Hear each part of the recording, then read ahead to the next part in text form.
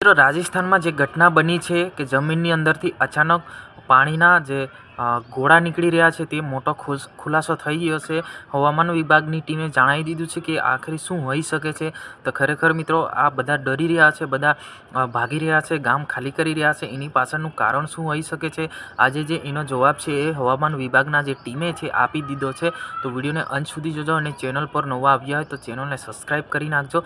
મિત્રો વાત કરી લઈએ કે 2 દિવસ થઈ ગયા છે કન્ટિન્યુ જે પાણી છે, પાણીનો જે બહાવ છે વધી રહ્યો છે.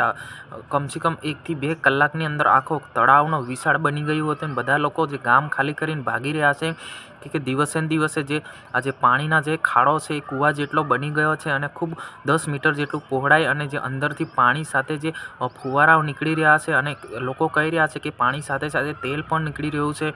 તો હવામાન વિભાગની ટીમે આજે જાણકારી આપી દીધી છે કે જે અંદર ખનિજ તેલ હોઈ શકે છે કે આ ક્યાર સુધી ચાલે એની કોઈ પણ પ્રકારની ગેરંટી નથી કે દિવસે ને દિવસે વધી રહ્યું છે. જ્યાં આગળ જે મશીન દ્વારા જે બોરવેલ ખોદવામાં આવી રહ્યું હતું એ મશીનો પણ જે અંદર ઘૂસી ગયા છે. એટલો મોટો ખાડાનો જે વિશાળ બની ગયો છે. તો ખરેખર મિત્રો ત્યાં આગળ જે ગેસ નીકળી રહ્યું છે એવું લોકો કહી રહ્યા છે. ટીમ પણ કહી રહી છે કે ત્યાં ખનિજ તેલ હોઈ શકે છે. હજુ જે પણ તપાસ જે થઈ છે એ અંદરથી ગેસ નીકળી રહ્યો છે, ગેસ સાથે સાથે પાણી નીકળી રહ્યું છે. આ રીતના જે પણ જે માહિતી આપી છે અને હજુ અત્યારે જે 24 કલાક એની તપાસ ચાલુ છે અને ત્યાં કોઈને પણ જવા દેવામાં આવતા નથી, બંધ કરી દેવામાં આવ્યા છે અને જે કોઈને ત્યાં જવા જ નથી દેતા. કેમ કે દિવસે ને દિવસે જે આ ઘટના છે એ આ જે ખાડો છે મોટો થતો જાય છે, બધા ડરી રહ્યા છે. તો ખરેખર મિત્રો પાણી દિવસે ને દિવસે વધી રહ્યું છે. ક્યારે પૂરું થશે, ક્યાર સુધી નીકળીને કોઈ પણ પ્રકારની હજુ સુધી પુષ્ટિ કરવામાં નથી આવી.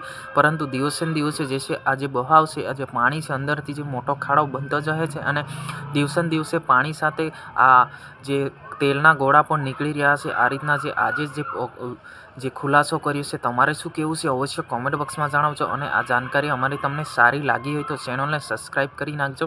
હું તમારો દોસ્ત શૈલેષ ગિલ છે.